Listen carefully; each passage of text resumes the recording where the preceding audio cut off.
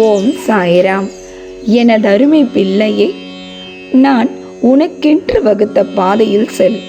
இதுதான் நீ வெற்றி பெறுவதற்கான வழி என்று ஏற்கனவே பலமுறை சொல்லி இருந்தும் நீ அதனை துளியும் கூட காதில் வாங்காமல் நீ செய்வதுதான் சரி என்று உன் மனம் போன போக்கில் செல்லலாமா?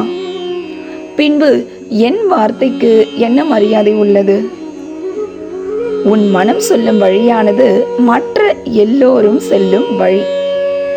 எதனையும் பல முறை மனதில் சிந்தனை செய். ஒருவர் போன வழியில் சிந்திக்காமலேயே பின்பற்றி செல்வது மூடத்தனம். இறைவன் உனக்கு கொடுத்த நேரத்தை மற்றவருக்கு நன்மை செய்ய எவ்வளவு செலவிட்டாலும் தவறில்லை, அது உனக்கு புண்ணியமே. ஆனால் உன் வெற்றியை பற்றி நீதானே யோசிக்க வேண்டும். உன் வெற்றியை பற்றி யோசிக்காமல் இருப்பதும் பாவத்தில் தான் சேரும். வெறும் பெருமைக்காக எதையுமே செய்யாதே. உன் மன நிறைவுக்காக உனக்கு பிடித்ததை பெருமையோடு செய். தாங்கி பிடிக்க தாயாய், தூக்கி நிறுத்த உன் தந்தையாய், உன் சாயப்பா நான் இருக்க நீ விழுந்து போக விடமாட்டேன். உன்னை படைக்கும் போதே உன்னை அறிந்தவன் நான்.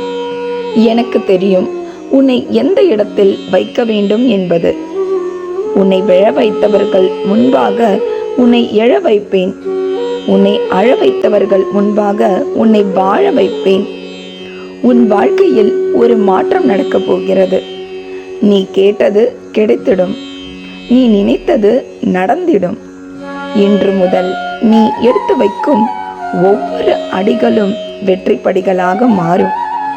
நீ தேடியதை விட நான் தரவிருக்கும் வாழ்க்கை நிம்மதியானது, நிரந்தரமானதும் கூட. அதனால் நீ கவலை கொள்ள வேண்டாம். எதை நினைத்தும் பயம் கொள்ளவும் வேண்டாம்.